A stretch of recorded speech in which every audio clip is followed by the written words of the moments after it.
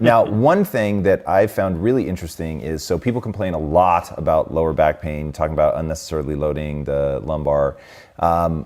I've found that if I don't deadlift, my lower back hurts, not if I do deadlift. Now, some of that's probably that I have decent form. It's certainly not exceptional, but I have decent form. I know how to avoid injury.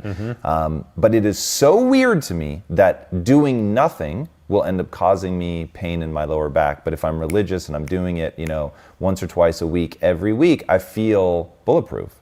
The advantage of deadlifting and squatting to me is they reveal all of your errors in movement, right? Like they are, I don't know how to describe it, but you can't hide from those movements. Like you can't take bad form into those things and not get revealed. Right.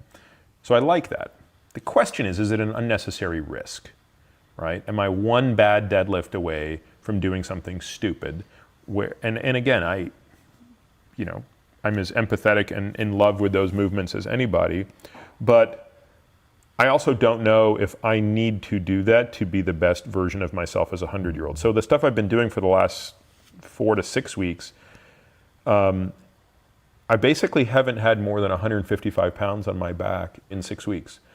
But by changing the form of what I'm doing and making everything a single leg movement, so a lot of curtsy squats, lateral lunges, incredibly strict lunges where you are so specifically loading the front leg glute, I gotta tell you, I'm not, and then doing a lot of single leg body weight squats, but with meticulous form so that I'm fully loading the glute, not overloading the quad, which is my absolute common mistake. By doing these things, I don't feel like I've lost a step, but I absolutely know I'm loading myself less. Now the question is, does that matter? And I don't think I know the answer yet. So unfortunately, I feel like I'm still too early in this process to know what the finish line looks like. And there's other problems that we haven't even touched on, right? Like what VO2 max and what aerobic base are necessary as a minimum threshold? Yeah, talk to me about that, because I hate cardio.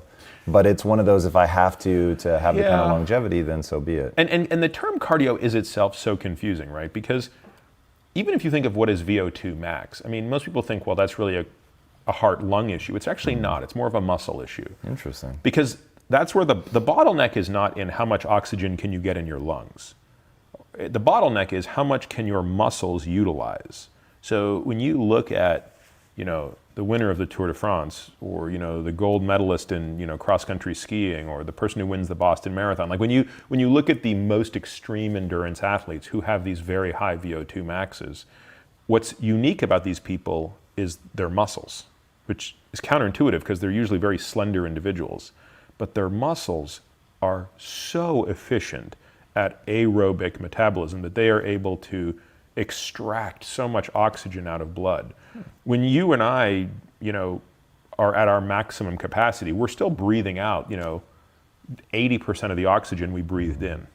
So it's really not a gas exchange problem, it's a muscle problem. That said, VO2 max is a very specific energy system that probably gets a little more credit than it deserves. So, what are the alternatives?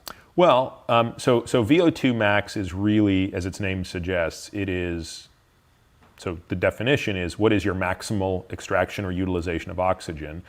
The way to experience what that is go out and run for 4 minutes as hard as you possibly can. Yeah. That is that energy system. But there are other energy systems, right? In cycling, we talk about 7 different energy systems. But again, you can really simplify this and say there's sort of the energy system we're in right now, which is the smoking and joking energy system. At the far end of the spectrum is this neuromuscular area where you're basically doing the most explosive movement imaginable for 10 to 15 seconds.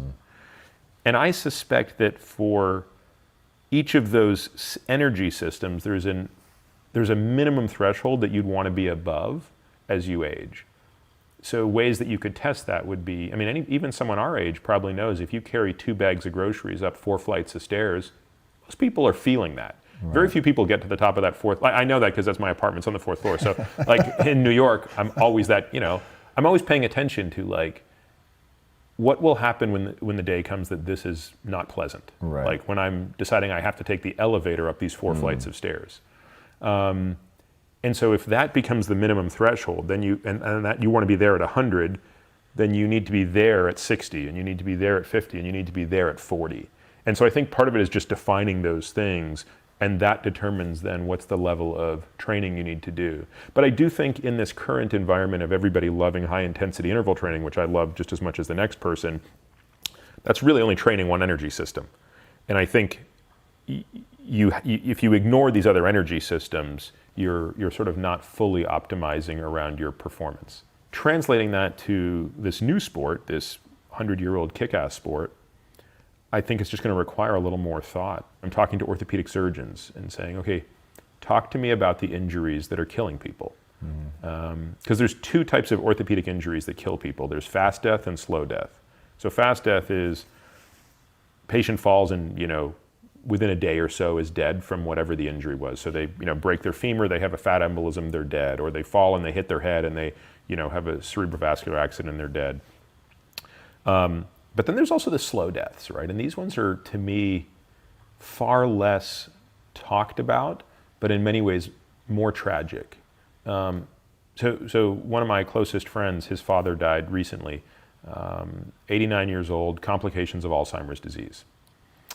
He'd been diagnosed 8 months before he died. So in some senses, you could say, well, the good news is he and his family were spared a lot of suffering because, he was diagnosed in January, he died in August.